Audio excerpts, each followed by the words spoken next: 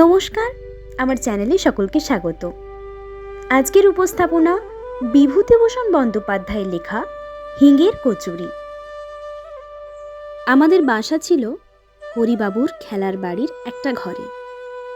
অনেকগুলো পরিবার একসঙ্গে বাড়িটাতে বাস করত। একটি ঘরে চুড়িওয়ালা ও তার স্ত্রী বাস করত। চুড়িওয়ালার নাম ছিল কেশব। আমি তাকে কেশব কাকা বলে ডাকতাম। সকালে যখন কলে জল আসতো তখন সবাই মিলে ঘড়া, কলসি, টিন, বালতি নিয়ে গিয়ে হাজির হতো কলতলায়, এবং ভাড়াটিয়াদের মধ্যে ঝগড়া বকুনি শুরু হতো জল ভর্তির ব্যাপার নিয়ে। বাবা বলতেন মাকে, এই বাসায় আর থাকা চলে না, ইতর লোকের মতো কাণ্ড এদের, এখান থেকে উঠে যাব শিগগিরই। কিন্তু যাওয়া হতো না কেন তা আমি বলতে পারবো না। এখন মনে হয় আমরা গরিব বলে, বাবার হাতে পয়সা ছিল না বলে। আমাদের বাসার সামনে পথের ওপারে একটা চালের আড়ত, তার পাশে একটা গুড়ের আড়ত, গুড়ের আড়তের সামনে রাস্তায় একটা কল।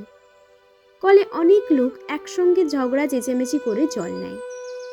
মেয়ে মানুষে মারামারি পর্যন্ত হতে দেখেছিলাম একদিন। এইরকম করেই কেটেছিল সেই বাসায় বছরখানেক, এক আষাঢ় থেকে আর এক আষাঢ় পর্যন্ত। আষাঢ় মাসে দেশের বাড়ি থেকে এসেছিলাম। দেশের বাড়িতে বাঁশবাগানের ধারে ধুত্র ফুলের ঝোপের পাশে আমি আর কালী দুজনে মিলে একটা কুড়ো করেছিলাম। কালীর গায়ে জোর বেশি আমার চেয়ে। সে সকাল থেকে কত বোঝা আরশেওড়ার ডাল আর পাতা বয়ে এনেছিল। কি চমৎকার কুড়ে করেছিলাম, পাখির বাসা বেঁধে দিয়েছিল।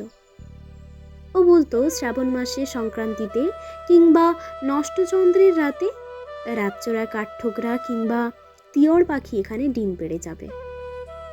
এসব সম্ভব হয়নি আমাদের দেখে আসা, কারণ আষাঢ় মাসেই গ্রাম থেকে চলে এসে কলকাতায় এই খোলার বাড়িতে উঠেছি। আমার কেবল মনে হয় দেশের সেই বাঁশ বনের ধারের কুড়েখানার কথা। কত কষ্ট করে সেখানা তৈরি করেছিলাম। ময়না গাছের ডালে বাঁধা সেই পাখির বাসার কথা। নষ্টচন্দ্রের রাতে কাঠঠোকরা পাখি সেখানে ডিম পেড়েছিল কিনা কে জানে। কলকাতার এই বাড়িতে জায়গা বড্ড কম, লোকের ভিড় বেশি। আমি সামনের টিনের বারান্দাতে সারা সকাল বসে বসে দেখি কলে পাড়ার লোক জল নিতে এসেছে, গুড়ের আড়তের সামনে গুড় নামাচ্ছে গরুর গাড়ি থেকে।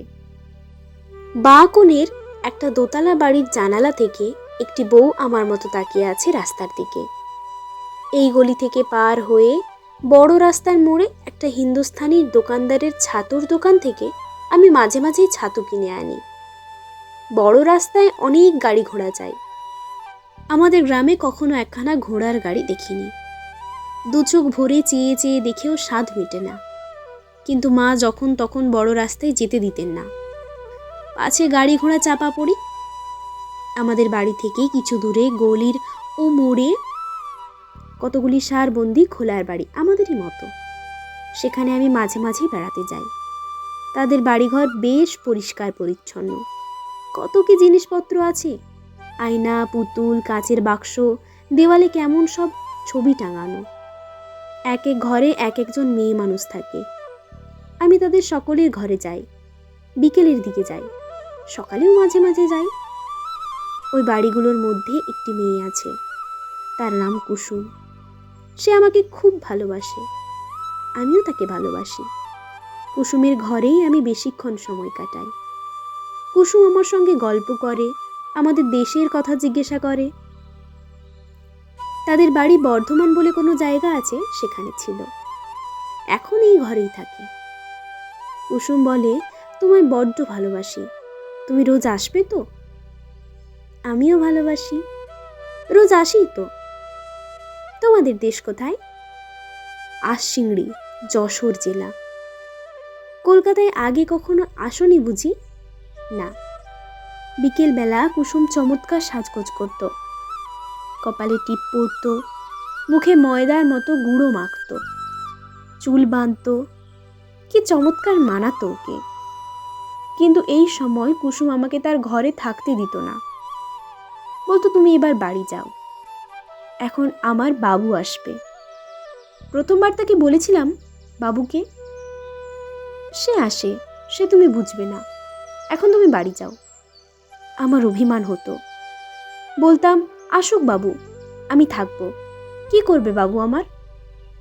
না না, চলে যাও, তোমার এখন থাকতে নেই। অমন করে না লক্ষ্মীটি। বাবু তোমার কে হয়, ভাই? সে তুমি বুঝবে না। এখন যাও দেখি বাড়ি।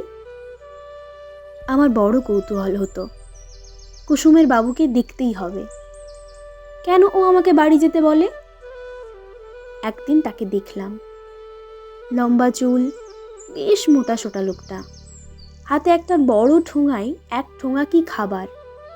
কলকাতার দোকানে খাবার কিনতে গেলে ওই রকম পাতার ঠোঙায় খাবার দেয়। আমাদের দেশেও পাতা নেই। সেখানে হরি ময়নার দোকানে মুড়কি কি ঝিলিপি কিনলে পদ্ম পাতায় জড়িয়ে দেয়। কুসুম ঠোঙা খুলে আগে আমার হাতে একখানা বড় কচুরি দিয়ে বলল, এই নাও, খেতে খেতে বাড়ি যাও। এক কামড় দিয়ে আমার ভারী ভালো লাগলো। এমন কচুরি কখনো খাইনি। আমাদের গ্রামের হরিময়রা যে কচুরি করে, সে তেলে ভেজা কচুরি, এমন চমৎকার খেতে নয়। উচ্ছ্বসিত সুরে বললাম, বাহ, কিসের গন্ধ আবার? কুসুম বললে, হিঙের কচুরি, হিঙের গন্ধ। ওকে বলে হিঙের কচুরি। এবার বাড়ি যাও। কুসুমের বাবু বললে, কে? কলের সামনের বাড়ির ভাড়াটিয়াদের ছেলে, বামুন। কুসুমের বাবু আমার দিকে ফিরে বললেন, যাও খোকা, এবার বাড়ি যাও। একবার ভাবলাম বলি, আমি থাকি না কেন, থাকলে কি দোষ? কিন্তু কুসুমের বাবুর দিকে চেয়ে সে কথা বলতে আমার সাহসে কুলোল না। লোকটা যেন রাগী মতো, হয়তো একঘা মেরেও বসতে পারে। কিন্তু সেই থেকে হিঙের কচুরির লোভে আমি রোজ বাঁধা নিয়মে কুসুমের বাবুর আসা পর্যন্ত অপেক্ষা করি।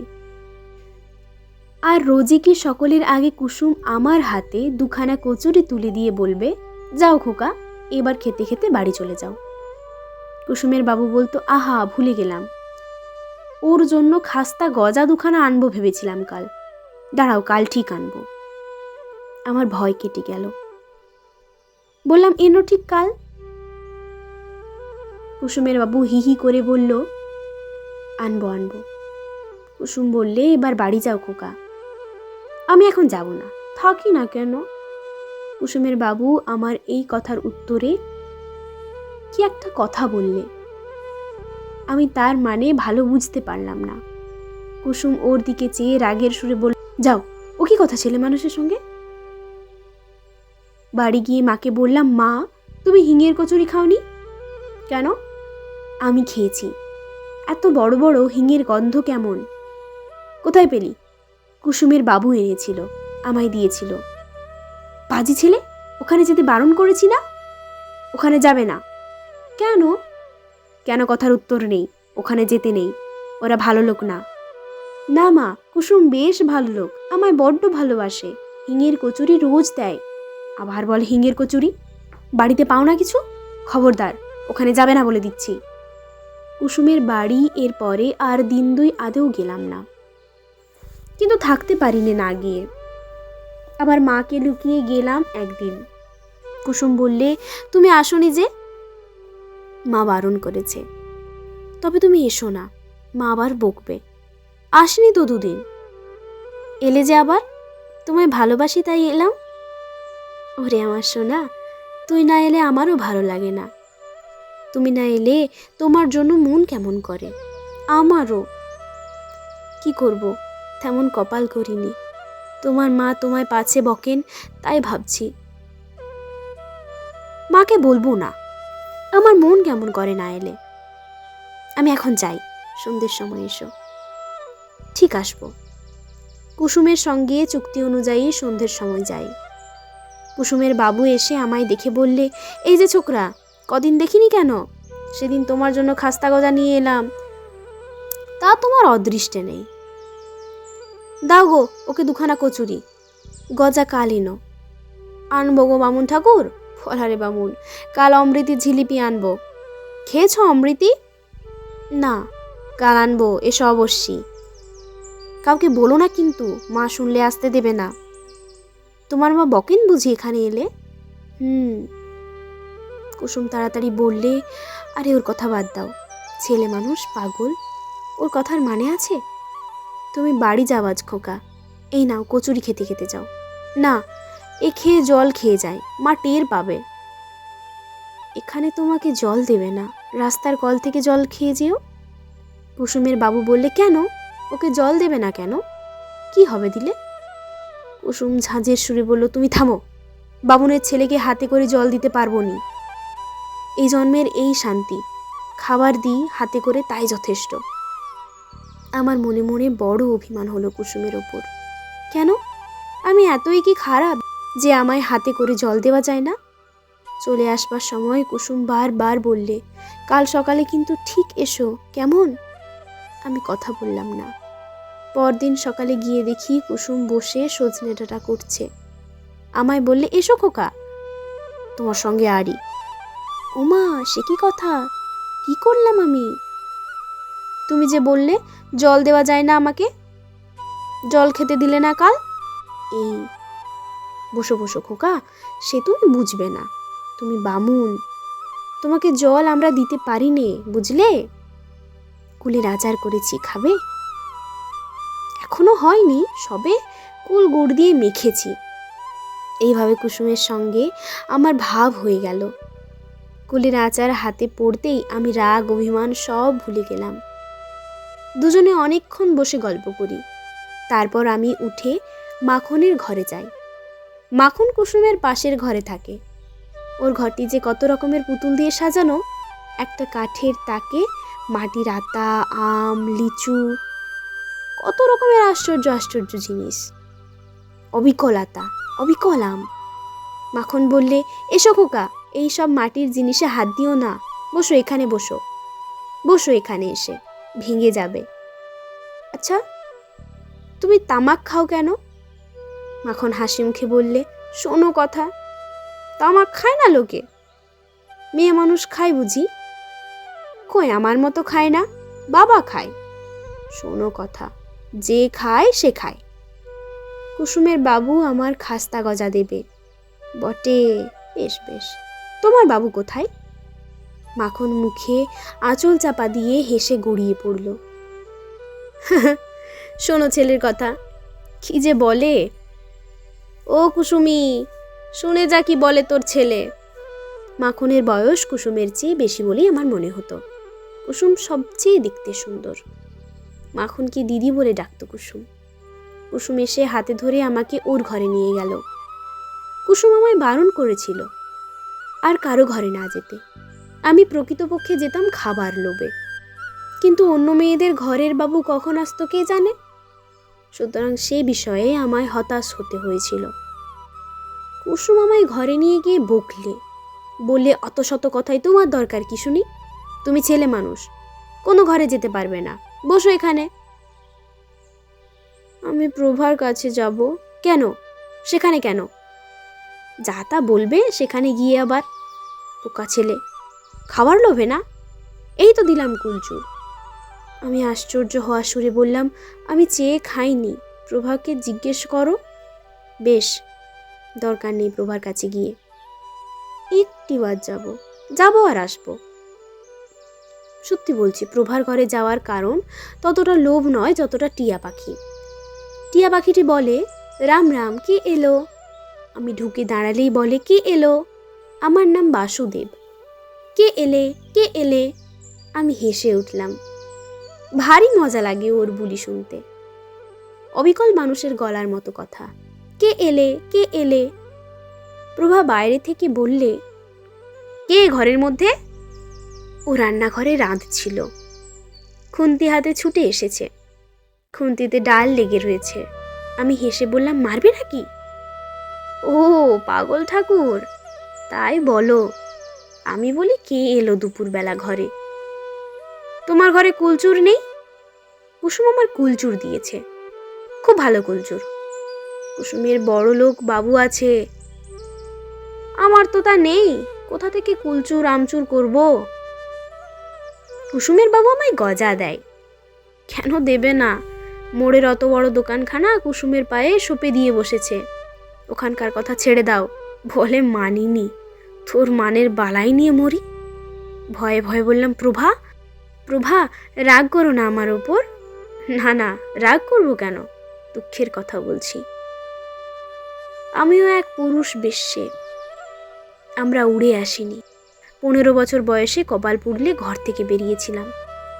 কেন যে ঘর থেকে বেরিয়েছিলাম, সেসব দুঃখের কথা তোমার সঙ্গে বলে কি হবে? তুমি কি বুঝবে? বসো, আমার ডাল পুড়ে গেল, গল্প করলে পেট ভরবে না। আমি যাই। এসো রান্নাঘরে। প্রভার রং কালো, খুব মোটাসোটা, নাকের ওপর কালো ভ্রমরের মতো একটা আঁচিল। প্রভা একদিন আমাকে গরম জিলিপি আর মুড়ি খেতে দিয়েছিল।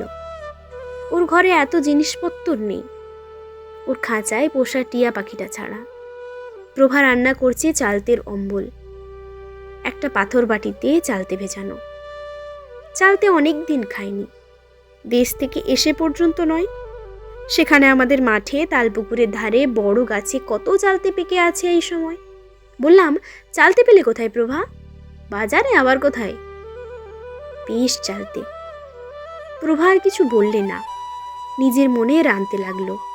আমি বললাম, তোমার বাবা মা কোথায়? বাপ মুখে সেসব কথা আর কি বলি।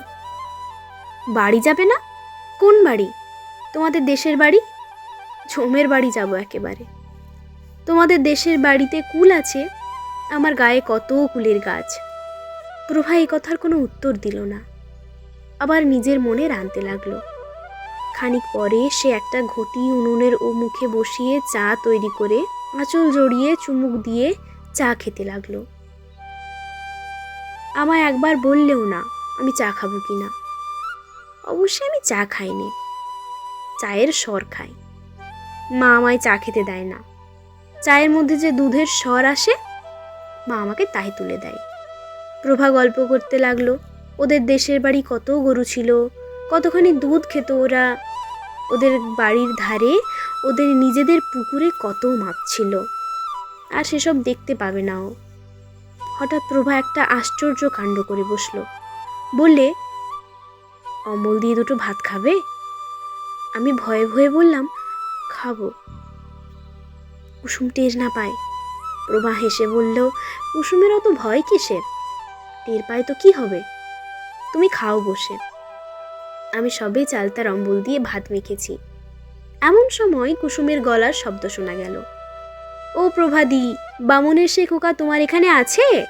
ওকে বাড়ি পাঠিয়ে দিই, কতক্ষণ এসেছে পরের ছেলে।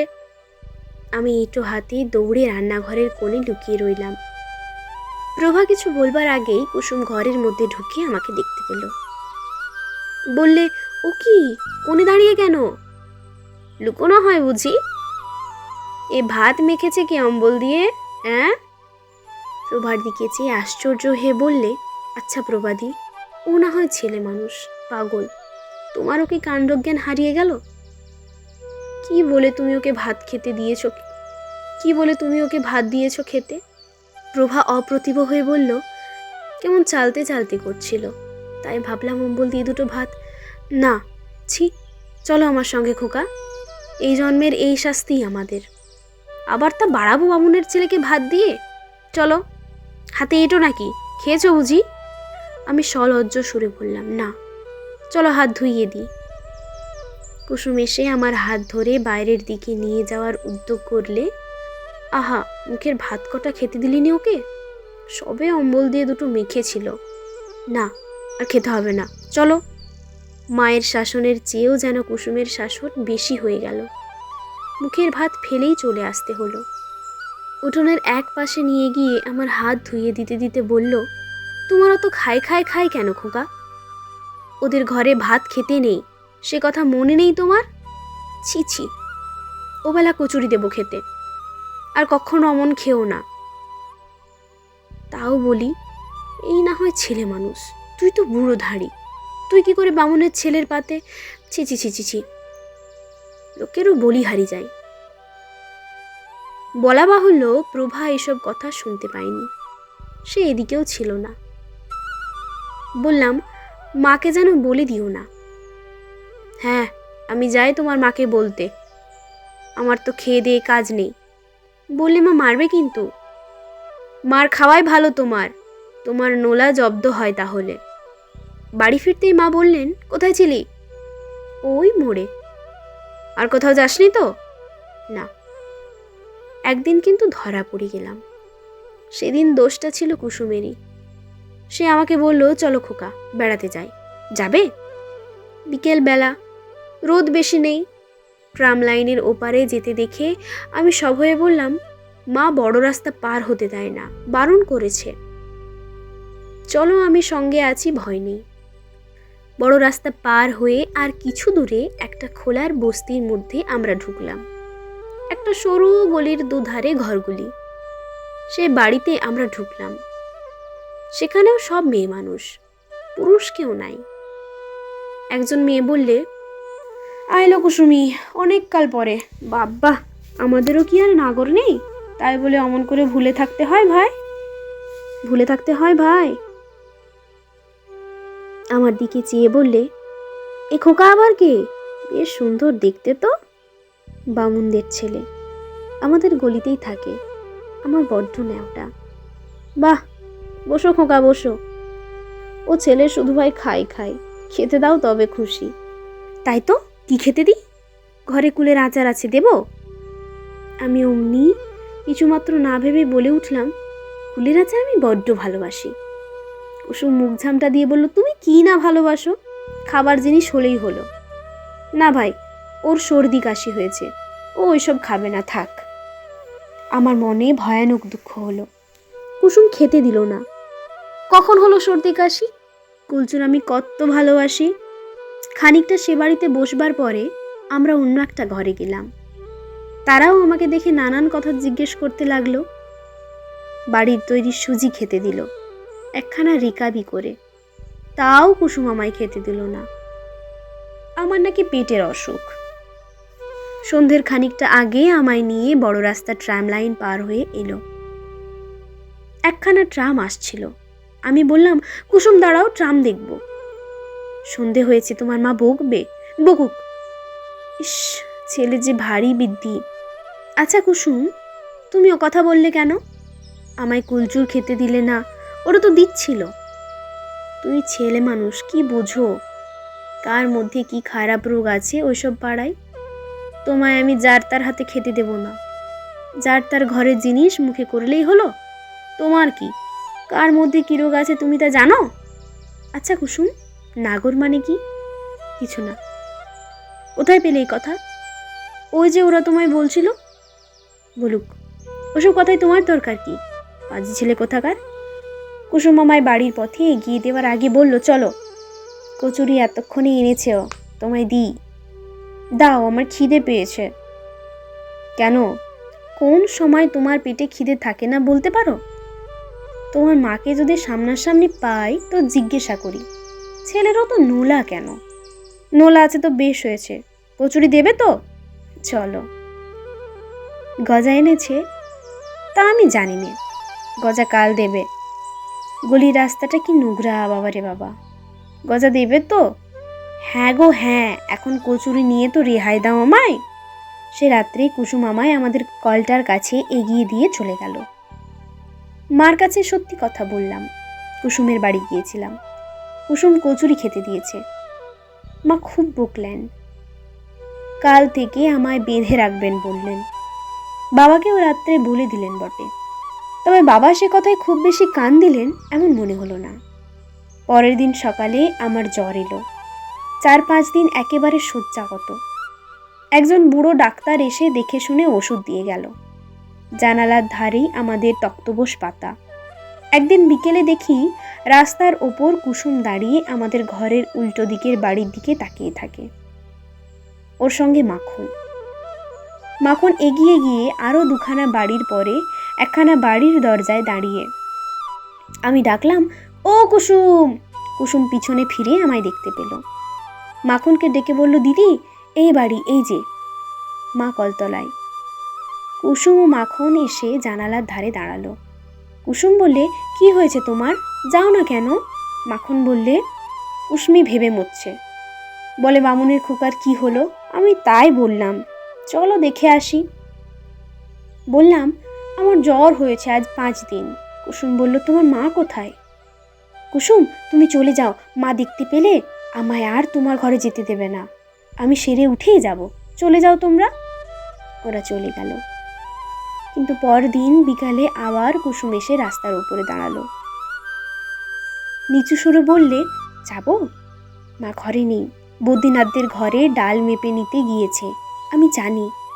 এই গেলে একটু আগে আমায় বলে গেলি, ছোট খোকা দুধটা দেখিস তো যেন বেড়ালে না খায়, আমি বদ্রীনাথদের ঘর থেকে ডাল নিয়ে আসি। হাত দেখিয়ে বললাম, এসো। ও জানালার বাইরে দাঁড়িয়ে বললে, কেমন আছো? ভালো। দুটো কমলা লেবু এনেছিলাম, দেব? দাও তাড়াতাড়ি, খেও। হ্যাঁ, অসুখ সারালে যেও। যাব। কাল ভাত খাবে? বাবা বলেছে কাল ভাত খাবো, কাল আবার আসবো, কেমন? এসো। আমি না বললে জানালার কাছে এসো না, আমি না বললে জানালার কাছে এসো না, তাই করব। আমি রাস্তায় চুপ করে দাঁড়িয়ে থাকবো। শিস দিতে পারো? আমি হাত দেখালে এসো। পরের 2 দিন কুসুম ঠিক আসতো বিকেলবেলা। একদিন প্রভা দেখতে চেয়েছিল বলে ওকেও সঙ্গে করে এনেছিল। প্রভাও 2টো কমলা লেবু দিয়ে গিয়েছিল আমায়। মিথ্যে কথা বলবো না, বালিশের তলায় লেবু লুকিয়ে রেখে দিতাম, ঘরে মা না থাকলে খেয়ে ছিবড়ে ফেলে দিতাম রাস্তার উপরে ছুঁড়ে। সেরে উঠে 2 দিন কুসুমের বাড়ি গিয়েছিলাম। তারপরেই এক ব্যাপার ঘটল, তাতে আমাদের কলকাতার বাসা উঠে গেল। আমরা আবার চলে এলাম আমাদের দেশের বাড়িতে। মা একদিন সোডা ওয়াটারের একটি বোতল খুলতে গিয়ে হাতে কাঁচ ফুটিয়ে ফেলল। সে এক রক্তারক্তি কাণ্ড। হাতের কবজি থেকে ফিনিকি দিয়ে রক্ত ছুটতে লাগলো। বাসার সব লোক ছুটে এলো বিভিন্ন ঘর থেকে। কোণের ঘরে বিপিনবাবু এসে মার হাতে কি একটা ওষুধ দিয়ে বেঁধে দিল, কিন্তু মায়ের হাত সারল না। ক্রমে হাতের অবস্থা খুব খারাপ হয়ে উঠল। মা আর রান্না করতে পারে না, যন্ত্রণায় কাঁদেন রাত্রে। ডাক্তার এসে দেখতে লাগলো। আমার মামার বাড়ির অবস্থা ভালো। চিঠি পেয়ে মেজো মামা এসে আমাদের সকলকে নিয়ে চলে গেলেন মামা বাড়িতে। আষাঢ় মাসের শেষ, তাল 2-1টা পাকতে শুরু হয়েছে। মামার বাড়ির গ্রামে মস্ত একটা পুকুর আছে মাঠের ধারে, তার পারে অনেক তাল গাছ। আমি বেড়াতে গিয়েছিলাম, প্রথম দিনে একটা পাকা তাল কুড়িয়ে পেয়েছিলাম মনে আছে। মার হাত সেরে গেল মামা বাড়িতে এসে। ভাদ্র মাসের শেষে আমরা দেশের বাড়িতে চলে গেলাম।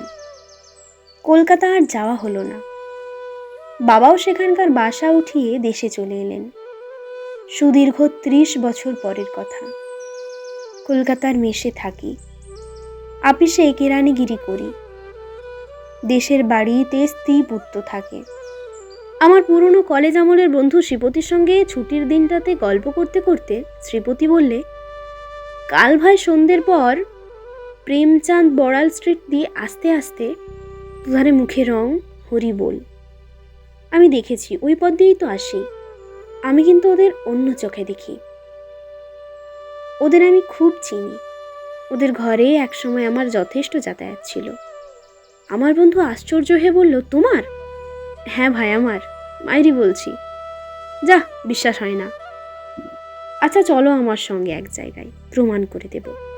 বছর 15 আগে একবার নন্দরাম সেনের গলি খুঁজে বার করে মাখনের বাড়ি যাই। কুসুম, প্রভা কেউ ছিল না।